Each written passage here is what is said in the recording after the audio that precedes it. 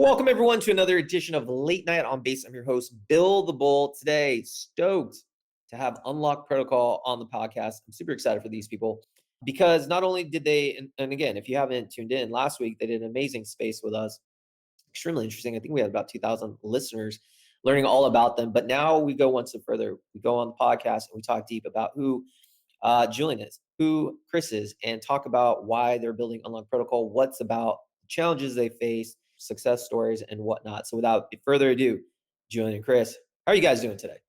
Doing pretty good, It's unusually warm in New York right now. It's we get extra summer, so that feels pretty good. Awesome. Yeah, and doing very well. And thanks for having us on. It was a blast to catch up on the spaces last week as well. Yeah, the pleasure is all mine. I know Rachel. Rachel does a really good job of those episodes. So Julian, you're in New York, and Chris, are you near the Bay Area, so other side of the continent. Absolutely. Sounds good. All right, guys. So for those, may have not tuned in last week to the space and they're brand new to Unlock Protocol. They're maybe listening to this on Spotify. Maybe they're watching on YouTube, Apple Podcasts, or maybe they're Onchain and they're scrolling through the episodes and they come across this. If you guys don't mind, can you guys explain, what is Unlock Protocol? Absolutely. So Unlock Protocol is a protocol for memberships. I believe memberships are, a core primitive of businesses. You have your Amazon Prime membership. It's obviously a membership, right? Your local gym membership. It's another kind of membership. But even if you think about your driver license, it is a membership. You're a member of the local DMV, and that's how you can, drive. You're a member of the club of people that can drive on the roads of your state, and pretty beyond that. A ticket to a conference, to a concert, is also a membership. And so realize these memberships are all obviously different, but they have the same characteristics. And so we thought, there's actually a value in creating a protocol so that people can represent these memberships on chain however they want without having to kind of recreate the whole thing by themselves.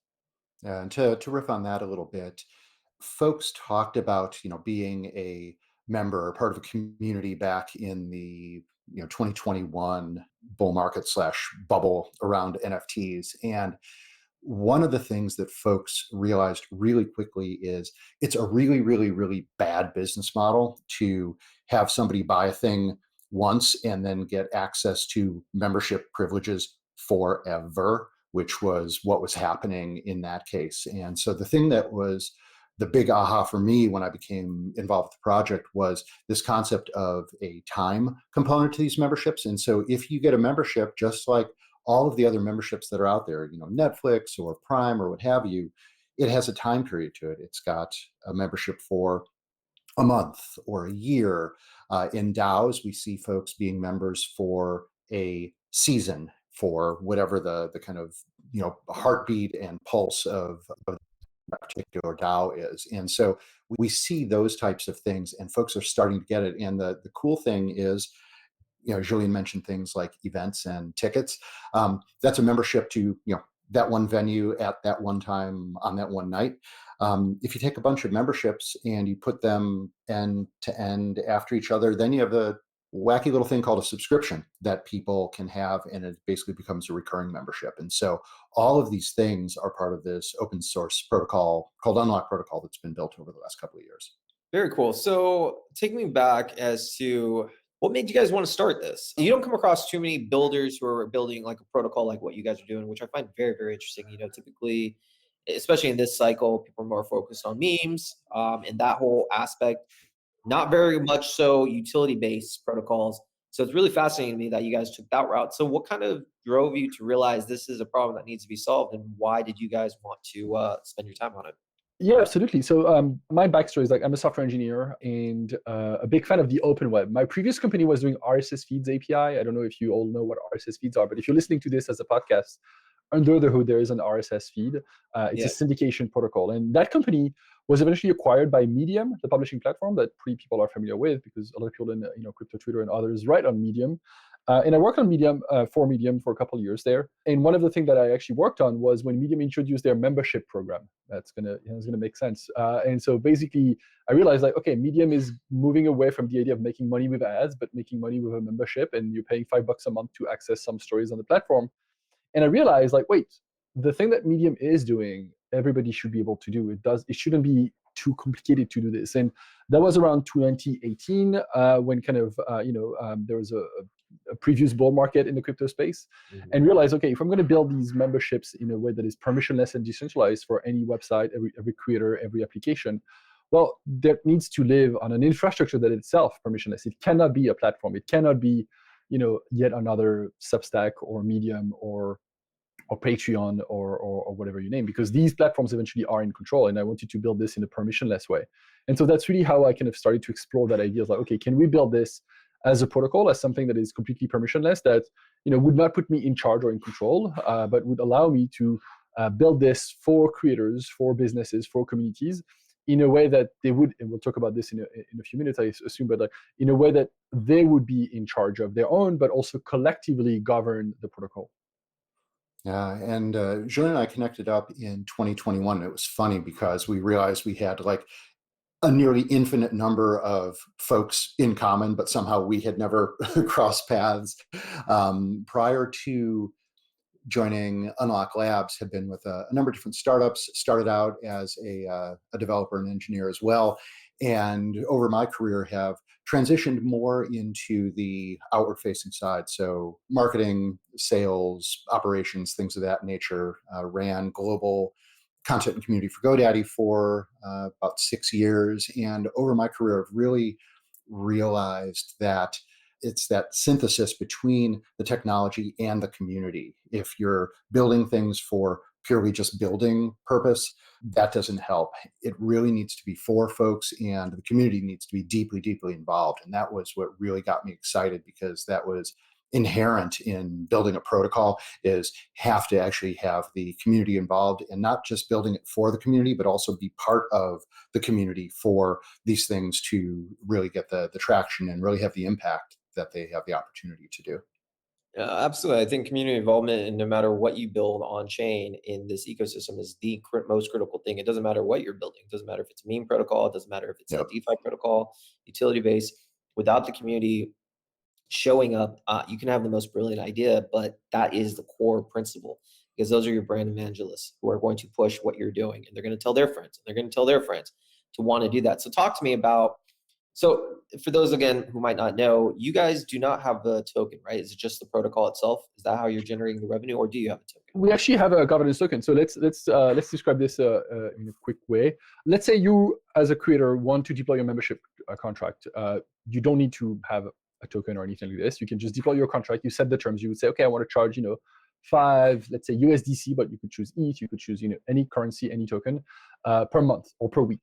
When you do this, this becomes your membership contract.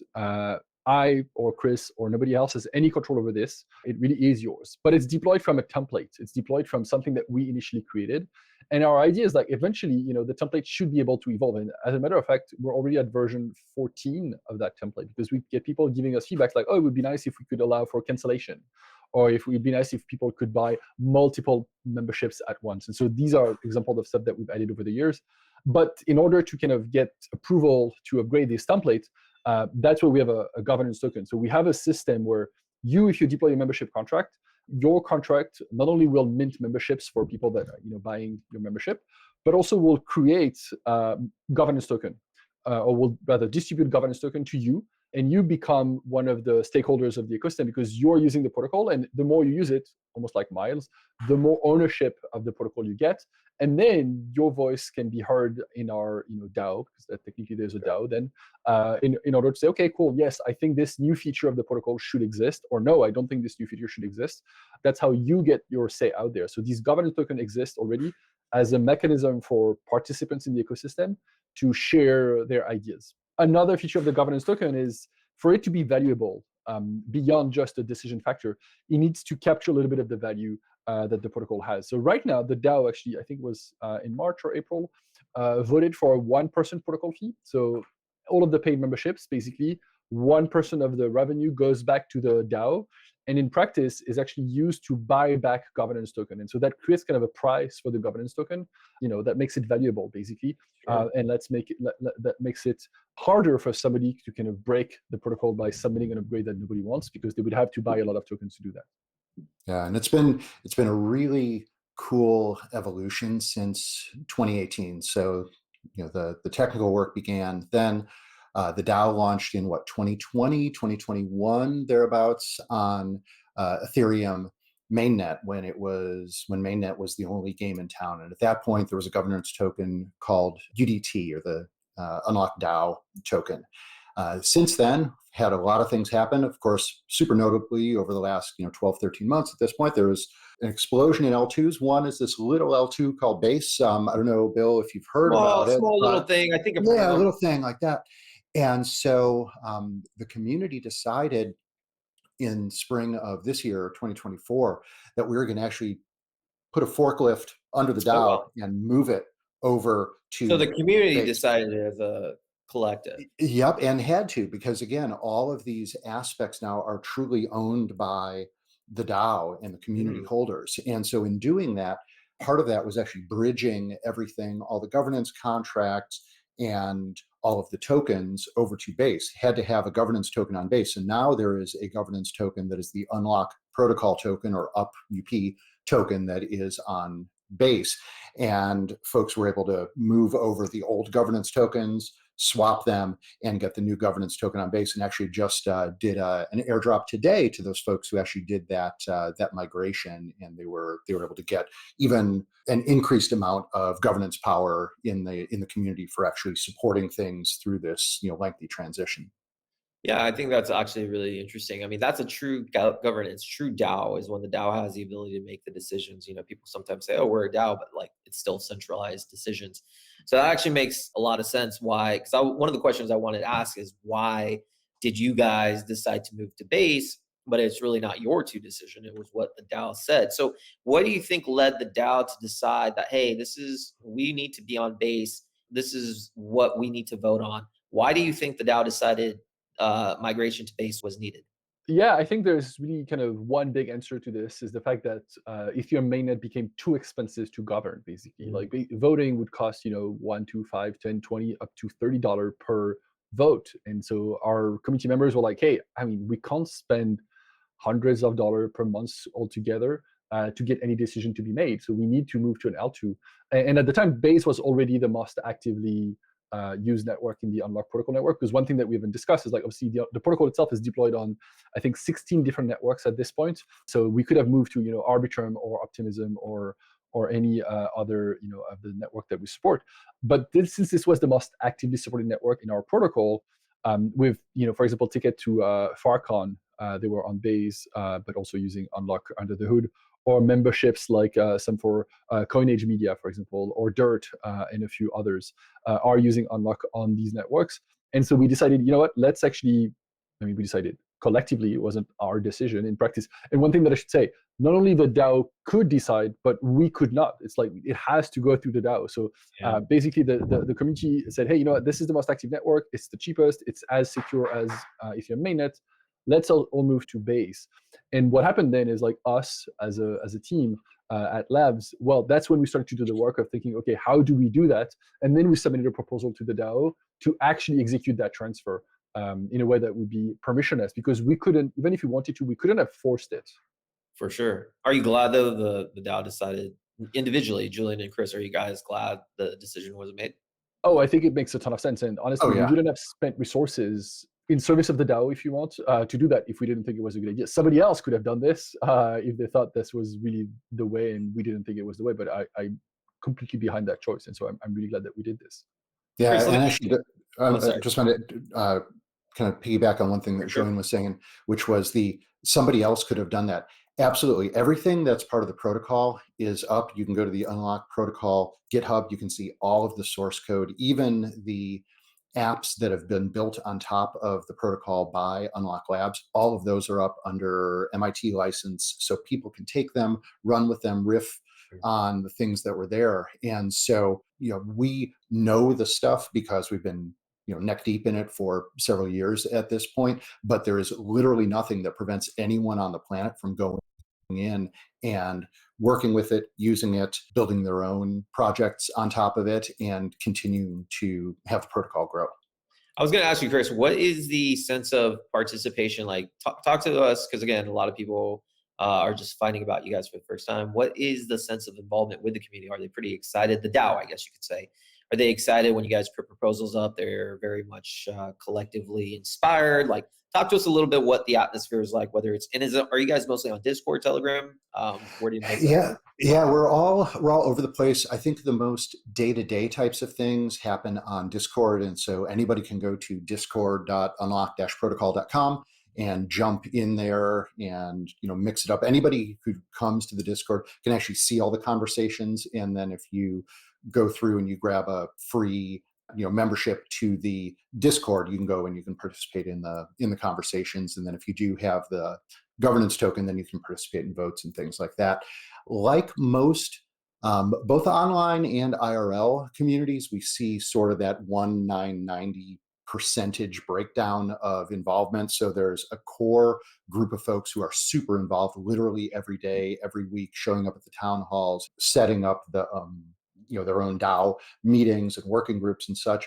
Then there's, and that's probably, let's say 1% of the folks. Then there's probably another 9% of the folks who are involved, but not at that same level as the core folks. And then there are another, 90% of the folks who, like many folks in almost all communities, are interested, but it's not like core to what they're doing every day. And so it follows that same kind of pyramid shaped pattern that I've seen in many, many other communities, both on-chain and IRL. But the folks who are in there are super passionate, and with proposals and driving things forward, the only proposals that have been proposed by the Unlock Labs team in the last year and a half have been super technical ones about changing fundamental aspects and doing upgrades of the protocol. But anything around retroactive funding, anything around being able to do particular marketing of the DAO itself, that's all been completely organically grown through and by the community.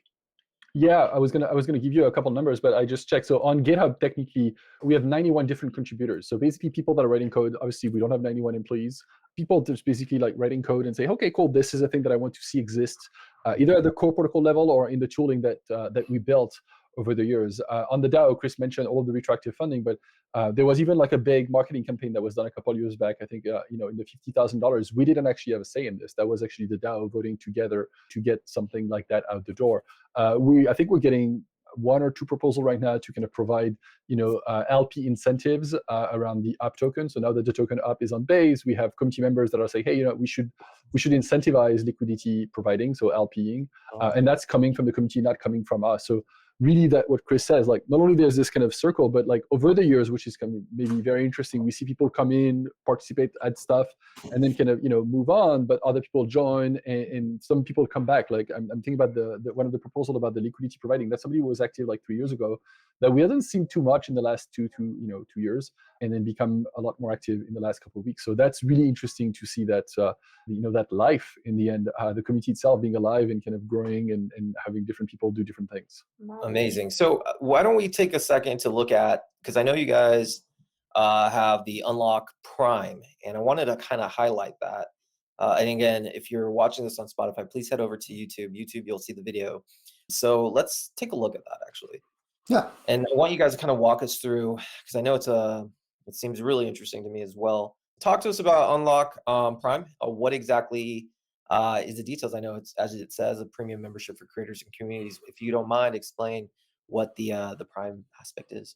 Yeah. So there's as we've been talking about Unlock Protocol, Julian and I, the front of our checks get signed by Unlock Labs, which builds apps on top of the protocol. And one of the things that we have seen is over the past couple of years, a number of the features, folks really, really are engaging with those features. But then also, Labs has gotten grants from folks like the Optimism Foundation and other entities in the ecosystem. We want to be sure to make sure that folks were being able to take advantage of those things as well. And so Unlock Prime's been in development, and it is a Prime membership for folks who are using the Unlock Labs apps. And like most types of freemium membership types of programs, pretty much all of the key features are free. But the really interesting thing is, if you are a Prime member, and the Prime member is really we want to get people more engaged in the DAO, engaged in the protocol.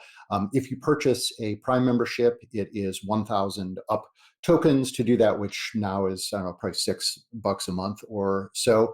One of the big benefits is you actually get $7 or 110% of what you paid back in ETH every month. So you're joining the program, but then you're actually getting a benefit and ETH reward for doing that. And then you also get access to a number of premium features. We see folks wanting to do things like big bulk airdrops, be able to set up even more events, being able to have some of these other key features. And those are things that you can get access to if you are a Prime member. And we actually just yesterday, this has only been out for about 2 weeks. The first set of folks are actually starting to reap those ETH rewards, which is pretty cool. I don't know, Julian, what would you add to that? Yeah, I think what you said is all true. I mean, there's definitely a little bit of a status aspect to this. Like we mentioned the Discord server earlier. If you have the Prime membership, there's a special channel for this. And really, kind of, it's also a way for us to show how memberships can work in practice for any organization, any community, any business out there. Obviously, one of my favorite features is the ETH rewards. And as Chris said, people can start to claim this. The way to think of this, right? It doesn't cost you anything. You get your money back and 10% on top of what you spend every month. So it's not really kind of a way for us to make money. It's really kind of a way for us to show how that's done and how people can eventually build their own membership program. And you, as a creator of a podcast, you could have private feeds and stuff like this. And you would probably do some kind of membership to do this, and Unlock could be an example. So that's also for us a little bit of a dog fooding in some way. Yeah. Like, okay, let's show people how that works for us, because we think that it should work like that for them as well. I like the fact that you guys have a basic version and a Prime version. So the basic, people can kind of get situated and started to kind of test their feet in their water.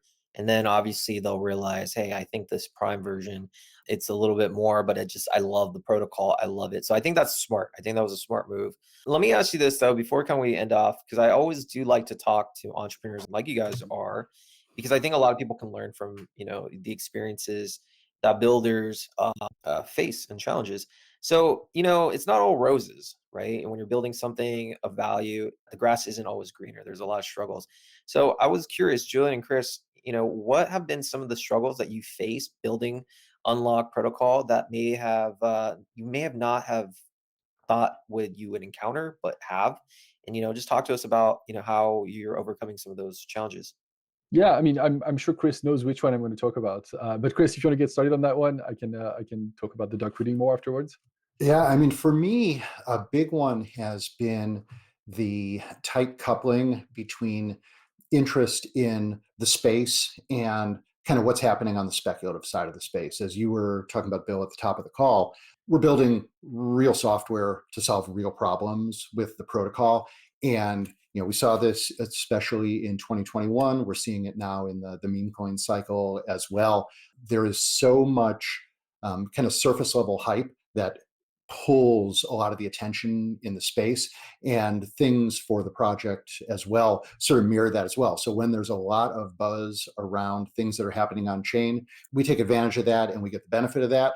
When things are sort of in a macro slump, then there's a lot less interest in the space. So that's been a really key learning, that we can be continuing to do absolutely kick-ass stuff. But if everybody, in the last 8 months has suddenly become an AI expert, it's tough to deal with those headwinds. I think that's definitely a good one. For me, the other one that I would talk about is what I would call dog fooding. So the space has a lot of talkers, a lot of people that say, oh, crypto is going to do X, Y, Z. We're going to do it this way. And then when it actually comes the time to do the thing, to actually, okay, you're organizing an event, you should do on-chain ticketing. Your tickets should be NFTs. This has been something that has been described 1,000 times. Well, a lot of people get cold feet. And I think it's true, in a lot of places. And that's actually one of the values that I love about the base ecosystem. It's all about like bringing everything on chain.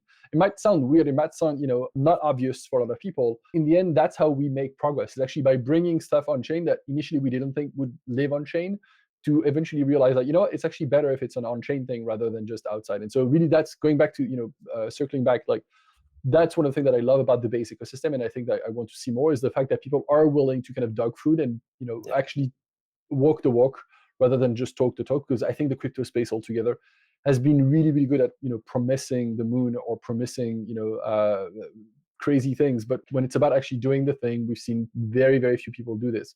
And honestly, I've been doing this for like 6 years at this point. I'm still surprised by the number of people that are influential in that space that would tell you things when you tell them, okay, you should just, go mint an NFT, or we'll pay that bill with crypto. They're like, no, I don't get paid in crypto. It's like, wait, what? Like you're literally telling people this is the, bank the unbanked, or you call bankless, and then you ask people to pay with Stripe. That's kind of like, wait, yeah. To me, that's been a number one, frustration, but also a little bit concern. Like that's how and why the space looks so scammy to people on the outside. It's because we say one thing and then we do something else, and it sometimes feels very dirty to do that. Yeah, no, I mean, it is. And I think though, but I do think, like I said, I'm very happy that you guys have chosen to, or the DAO chose to build on base. I think it affords real builders the opportunity to have their products shine without, noise of the token price. I like Solana too, and other chains, but they don't give you that leeway. I think the real professional builders are on base, and I think where we're heading, protocols like yourselves will absolutely shine. Julian, Chris, before we end things, is there any last words that you have for anyone watching this? Yeah, I mean, from my side, if you have questions, you want to learn more, come reach out. Julian is at Julian51 on all the things. I'm at ccarfy on all the things. Come over to unlock-protocol.com or hit us up on any of our socials. And yeah, we're kind of friendly. So come on, ask questions. If you are a creator and you want to do a membership or a subscription, if you are doing an event or a side event and want to do that on chain, if you're doing a certification, those are kind of the key use cases. Hit us up and we are happy to help. And it's not just us. It's not just, the two folks who are on the screen here. We've got this entire community of folks who are really impassioned, and everybody loves to help. Yeah, I mean, what Chris says is all absolutely right. And I would just add, check out the Unlock Prime membership. It's actually a pretty fun thing. Again, doesn't cost anything. That's how you can make money. You can earn, you will earn 110% of what you spend. So it's basically risk-free. Get your money back in 2 weeks. Check it out. Tell us what you think, and think about doing the same thing for your own community and your own business if you have a business. Chris and Julian, thanks for hopping on the podcast. Of course. Thanks for having us. Thanks for having us, Bill. And for those, again, listening on Spotify, head over to YouTube. On YouTube, we're going to make sure to have all of Unlock's socials. We're going to have the Telegram, we're going to have the X account, and we're going to also link their website with the Prime info, so you can give it a check out. And also, we'll have Late Night on Base's X account. And if you haven't done so already, just hit like and subscribe. It's free, helps us grow the channel and produce more content like this. All right, everyone, until next time, catch you around.